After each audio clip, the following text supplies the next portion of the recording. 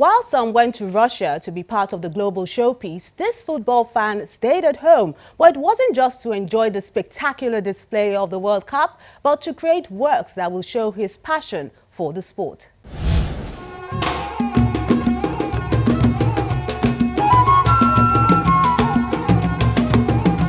This is the home of Mr. Michael Ogbaa, a banker by day, but an artist when he has the time, and a passionate sports fan. His living room, which he shares with his family, doubles as his studio. He begins by telling us how his two passions align. If you are coming to Lagos, you'll see these pastels and mortars, the way they are arranged. One day I saw it and I loved it. And being an art enthusiast, though I'm a banker, I said I was going to do something with it. So when the World Cup was gaining momentum, in fact, it was around December, I said, what can we do? What's indigenous to Africa? And I thought about the pestle and the mortar that I normally see. And the gourd, you know, like the calabash you use for drinking palm wine. I said, okay, this is indigenous to Africa. So can we do something with it around the World Cup? So that's where the idea was birthed.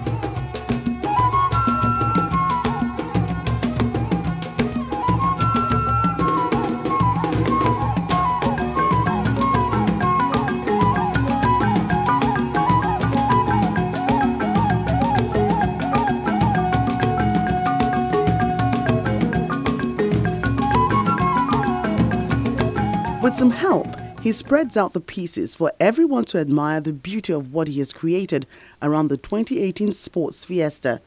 The colors are familiar because they represent countries, and the unique thing is that all these countries have one thing in common. What we did essentially was to look at the World Cup qualifying countries and to do their maps, as it were, or their flags inside that. That was what gave right to it. It's just something exceptional, something that has not been done. You see, art is image that is inborn in you. So whether it's sculpting, whether it is art, whether it's photography, whether it's whatever it is, it's just the way your mindset works. So I was trying to bring out the beauty of football in a way I've never seen anybody else do. From the way he's going on about it, it's obvious that Mr. Ogbaa is also an ardent sports fan.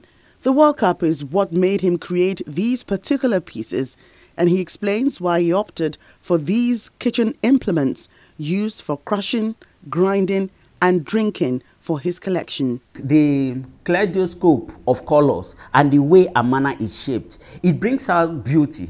Just wearing a flag of those countries is appealing. It's an act in itself. I don't know the designers of these colors and the flags, but that's what I'm trying to portray here. Why don't you put it in a, instead of a canvas or something, why don't you put it in a gourd? Why don't you put it in a pestle and in a mortar? Something indigenous to Africa. Africa is blessed, like I said. So why don't we see the world through the eyes of Africa? I'm not sure there is any other place. I did a bit of research before going into this. I didn't see this concept put in a way and manner that was appealing to me before now. So that's just what is unique about it.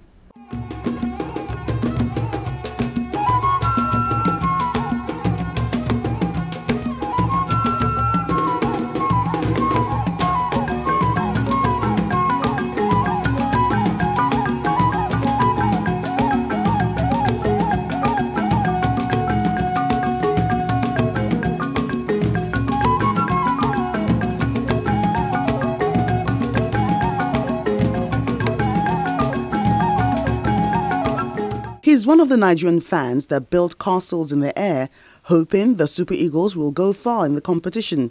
The first game against Croatia didn't leave him smiling, but he thought Gernot Rohr's boys will crush the ice in Iceland. Okay, this is Iceland, this is Nigeria, and we know we had a match. So Iceland is in Nigeria now. Who won? Actually, it's Nigeria.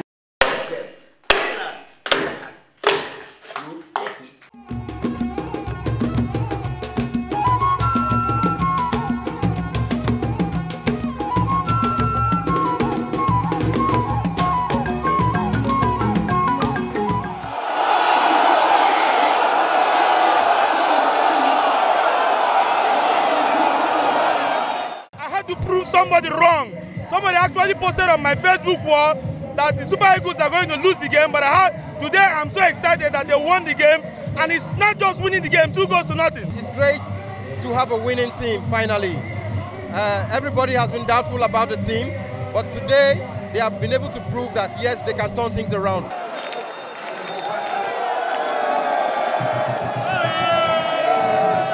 And that happened thanks to Ahmed Musa, but not so for Argentina, even though he thought the Super Eagles will show no mercy. The idea is, I called it the pounding challenge, yeah?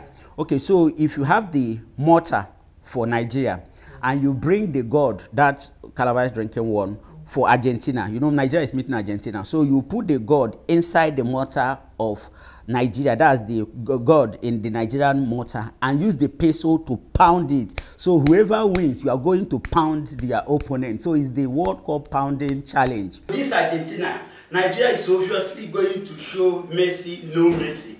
Okay, so Argentina is next to go. We are not going to show any mercy to Messi. So we are going to do what? Argentina. Argentina. Argentina is hard to pound.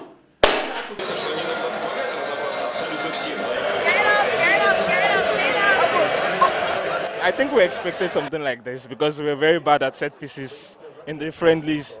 But I thought they were going to improve, but it happens. Nigeria is #1, but the World Cup in itself, think about it.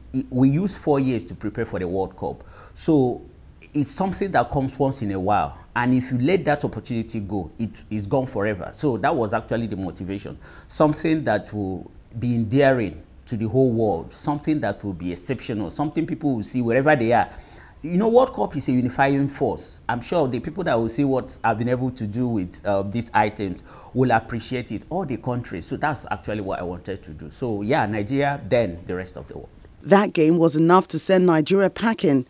They weren't the only ones. Gutting this. Well, they've been unbelievable the whole tournament, but at the end of the day, it's our best chance ever, and we haven't taken it, so it's football, innit? That's why you love it, that's why you hate it at these times, but you keep coming back, so never mind. Best team won, it's a shame. England bossed it in the first half, but the second half, the Croatians come out, and it was a better team. So good luck, Croatia. Russia's put on a great tournament. We stayed in Warsaw last night, got here today. We had a fantastic time, but unfortunately the Croatians beat us. Such is life. And so you're going home tomorrow? Yeah, we're going home tomorrow. But the 2018 FIFA World Cup will remain unforgettable, at least for people like Mr. Ogbaa, because it gave him a platform to show where football meets art.